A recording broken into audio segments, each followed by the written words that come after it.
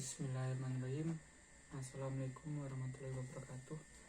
Perkenalkan, nama saya Yanuar dari Prodi Sistem Informasi UPBJJ Yogyakarta. Saya di sini mau menjelaskan tentang COVID-19. Langsung ke pembahasan pertama, pengertian COVID. COVID-19 adalah penyakit akibat infeksi virus severe acute respiratory syndrome coronavirus 2. SARS-CoV-2 COVID-19 dapat menyebabkan gangguan sistem pernapasan mulai dari gejala yang ringan seperti flu hingga infeksi paru-paru seperti pneumonia.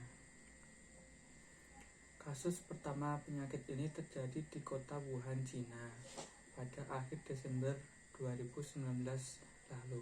Setelah itu COVID-19 menular antar manusia dengan sangat cepat dan menyebar ke sejumlah negara termasuk Indonesia hanya dalam beberapa bulan. Agar penyebaran COVID-19 tidak makin meluas, beberapa negara memperlakukan kebijakan lockdown. Di Indonesia, pemerintah menerapkan kebijakan melakukan pembatasan kegiatan masyarakat atau disebut PPKM untuk menekan penyebaran virus ini. Tingkat kematian akibat COVID-19 menurut data dirilis gugus tugas percepatan penanganan COVID-19, jumlah kasus terkonfirmasi positif hingga 21 Juni 2022 adalah 6.069.255 orang dengan jumlah kematian 156.695 jiwa. Dari kedua angka ini dapat disimpulkan bahwa case fatality rate atau tingkat kematian yang disebabkan oleh COVID-19 di Indonesia adalah sekitar 2,6%. Case fatality rate merupakan persentase jumlah kematian dari seluruh kasus positif COVID-19 yang sudah terkonfirmasi dan dilaporkan. Sedangkan jumlah penyintas atau orang yang pernah terinfeksi COVID-19 kemudian sembuh terus bertambah, yaitu 5.903.461 orang. Penyebab COVID-19 disebabkan oleh SARS-CoV-2, yaitu virus jenis baru dari coronavirus, kelompok virus yang menginfeksi sistem pernafasan. Infeksi virus corona bisa menyebabkan infeksi pernapasan ringan sampai sedang seperti flu atau infeksi sistem pernafasan dan paru-paru seperti pneumonia. COVID-19 awalnya diduga ditularkan dari hewan ke manusia. Setelah itu diketahui bahwa infeksi ini juga bisa menular dari manusia ke manusia. Penularannya bisa melalui cara sebagai berikut. Tidak sengaja menghirup percikan ludah yang keluar saat penderita COVID bersin atau batuk. Memegang mulut, hidung atau mata tanpa mencuci tangan terlebih dahulu setelah menyentuh benda yang terkena droplet penderita COVID-19, misalnya uang atau gagang pintu. Kontak jarak dekat kurang dari 2 meter dengan penderita COVID-19 tanpa mengenakan masker. Ini faktor resiko COVID-19. COVID-19 dapat menginfeksi siapa saja, tetapi efeknya akan lebih berbahaya atau bahkan fatal bila menyerang orang lanjut usia.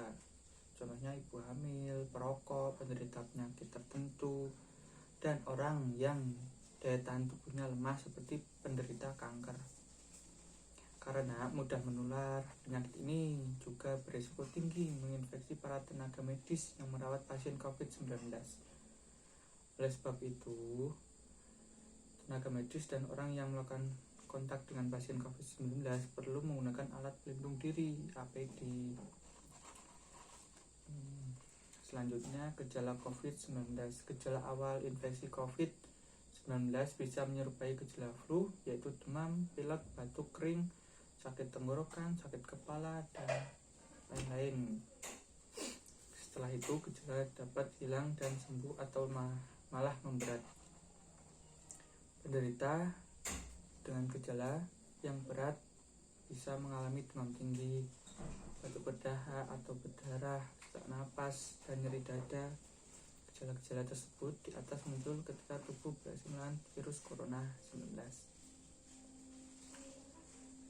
Secara umum, ada 3 gejala umum yang bisa menandakan seseorang terinfeksi COVID-19, yaitu pertama, demam, suhu tubuh di atas 38 Celcius, batuk kering, sesak napas.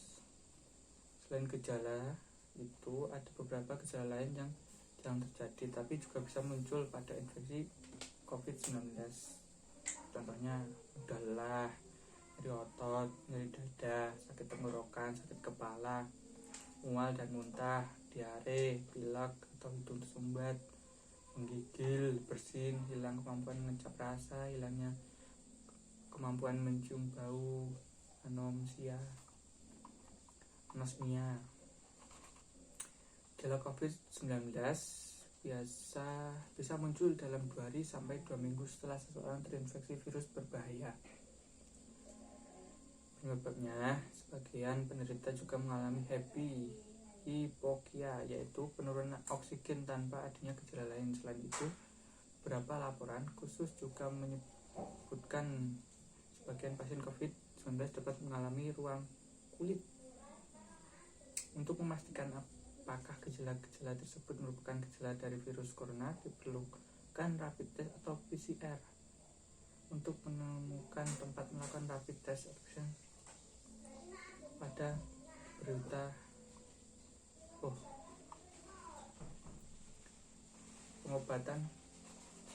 pengobatan COVID-19.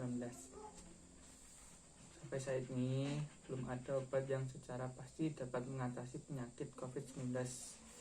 Jika Anda diagnosis COVID-19 tapi tidak mengalami gejala atau hanya mengalami gejala ringan, Anda cukup melakukan perawatan atau isolasi mandiri di rumah. Penting untuk diingat, ruang isolasi harus memiliki ventilasi dan cahaya yang baik serta pertukaran udara yang cukup. Selain itu, ruang isolasi juga wajib dibersihkan setiap hari dengan air sabun dan desinfektan. Selama isolasi mandiri, lakukan isolasi mandiri selama 2 minggu dengan tidak keluar rumah dan menjaga jarak dengan orang dalam satu rumah. Selalu gunakan masker jika keluar rumah atau saat akan berinteraksi dengan anggota keluarga. Terapkan etika batuk, ukur suhu tubuh 2 kali sehari, mencuci tangan, banyakin minum air putih untuk menjaga kadar air tubuh. Komplikasi COVID-19.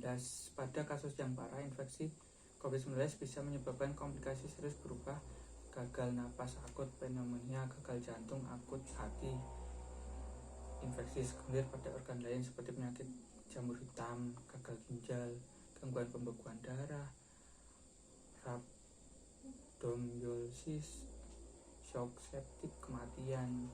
Selain itu, saat ini muncul istilah long haul COVID-19. Istilah ini merujuk kepada seseorang yang sudah dinyatakan sembuh melalui hasil pemeriksaan PCR yang sudah negatif.